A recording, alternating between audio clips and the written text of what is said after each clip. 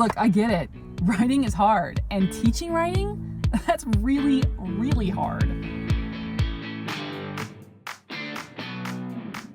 All right, guys, let's talk about writing this week. I want to model for you the introductory paragraph format that I use to teach my freshmen how to build one of these things. Before I get into the nuts and bolts of all of that, it's funny, but intro paragraph is not the first thing that I have my kids write. So before we even get into this, I make my kids start with one sentence. They just have to write me one clear, bold sentence, and that is the thesis statement. So before they get the green light, they have to have a strong thesis statement. I talked about that in a previous video on theme. I guess the link would be down there for theme, about how to do that in answering what the author's message is to the reader. But also for argument and research, this introductory paragraph format will work, and the thesis idea works also. It needs to have a subject, it needs to have the student's opinion about that subject, it needs to be bold and something that two reasonable people would find interesting and maybe could have an argument about if it's an argument paper. So it has to have those things in it before they get the green light from me. So once they get a good thesis down, then they're ready to write. They think they're ready to write the intro paragraph and get going, but no, I don't give them the clearance for that. Instead, before they start writing this intro paragraph, they then have to use one of my brainstorming organizers to harvest up all of the evidence or the concrete details from the text we've been studying or from their research to support their argument. So the organizers I have, why am I pointing up? They're down there. Previous video, I gave you guys 4 different versions. I have my kids pick one of them. They're free. Go ahead and grab a set down there. And then they have to complete one of those, which is really the proof that the paper is going to work. And that eventually will become the meat of the body paragraphs, which I'll probably talk about in a later video. But for now, we're just talking about intro paragraph. But once that organizer is done and I see that they've got it all like sticked in there, then they're ready to write the intro paragraph. And that's the format I want to share with you today. And before I do that, I just want to be like, I'm going to be super controversial, but I don't care. I use formulas when I teach my kids, especially my freshmen, how to write. My kids need it. I know that in the English teacher world, using formulas for writing is seen as bad or uncreative, but I gotta tell you, my kids just need them. A few of them, I'd say like 10% of my kids are just naturally gifted writers. They already see it, they kind of get it, but 90% of my kids really struggle with this stuff, and they need concrete examples and for me to give them skeletons and model what exactly goes where. Now, ideally, we lay the foundation in freshman year and we give them those skeletons. We reinforce it sophomore year and we start to let them kind of play with it a little bit. And then as they're upperclassmen, they're finally ready as juniors and seniors to kind of move away from that formula, but some of them never do. And the older I get, the more I'm realizing that's okay. Some of our kids will become writers. They'll become, wordsmiths and create beauty on the page. A lot of them just need to have, I almost think of like the formula as like a little lifeboat to help them navigate the choppy academic waters towards getting their diploma or maybe their community college associate certificate. They need to know how to build one of these things. And so I break it down for them into step by step, and some of them hang on to it for all 4 years. Is that the best way? I don't know. It's the only way that I have found that really works. The kids are grateful because it's something tangible for them to hold on to, and they're successful. If you have a different way to teach great writing without using formulas, hey, make a video, link it to me. I'd love to see it. But for now, I'm sticking with this and I'm talking about it because it's working in my world, and hopefully it'll help you and your struggling writers also. Okay. That being said, I think let's just do it. Let's just jump into what goes into an introductory paragraph. All right, you are looking at a skeleton of an introductory paragraph, and as you can see, it has 4 elements at play. Ultimately, this paragraph will be between 4 and 6 sentences when the kids are done. It is the classic funnel where we start broad with a hook, grabbing attention, something from our everyday lives, and then we boil it down and get more and more specific as we lead down to that really precise thesis. Okay, I'm going to start with some controversy here. I like hooks. I know that makes me a weirdo in the world of English teachers because so many of my colleagues just despise the hook, but I actually really love a beautifully written hook. It's a gift to the reader as the writer takes us by the hand and leads us into the page. The problem with the hook, I think why so many of my colleagues don't like it, is because they've read so many terrible hooks over the years that they're just over it. They're just like, ugh. And you guys know what I'm talking about. You know, Webster's Dictionary defines friendship as, and you're like, oh my gosh, please stop. Or the kid who asks a rhetorical question or just like restates the essay question, I'm sorry, our essay question to them in a question back and then answers that question. And you're like, oh my gosh, please stop with the questions. Instead, I really want strong, powerful statements. So I've actually banned rhetorical questions from my freshman level writing. I allow select juniors to fold it back in. Once they're upperclassmen, they tend to have a better handle on it and actually can use it like as a tool to move along their argument.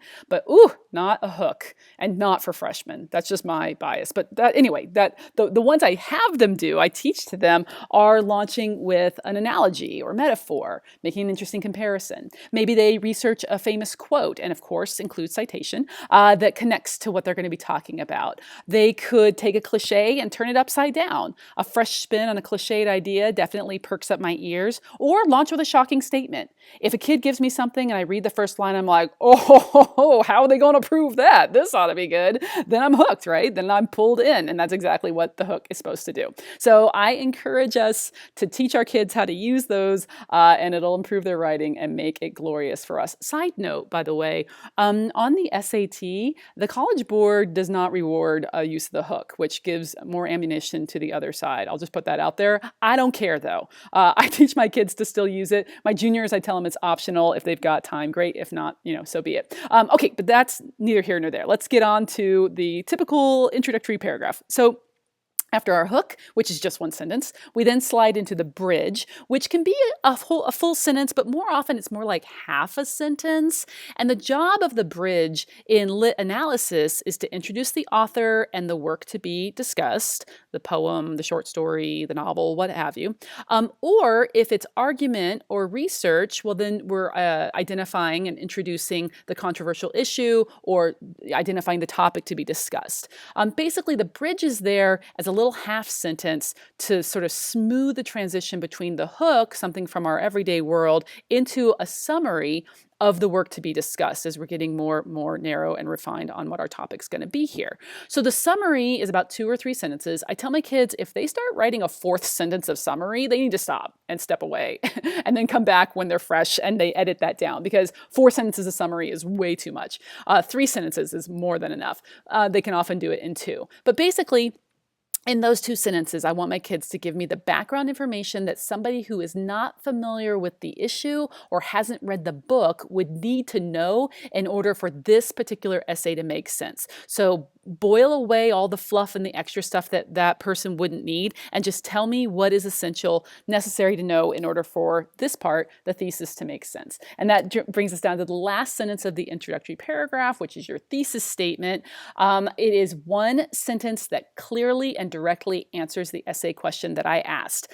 The thesis is going to have the subject and the kid's opinion in it. And I talked in a recent video about theme, so I'll put a link down below, about the necessity to find something bold, right? I really don't want a vanilla, average, boring thesis statement. I want something that's interesting, something I haven't read a million times. I mean, why would we spend 3 pages proving something that everybody already agrees is true?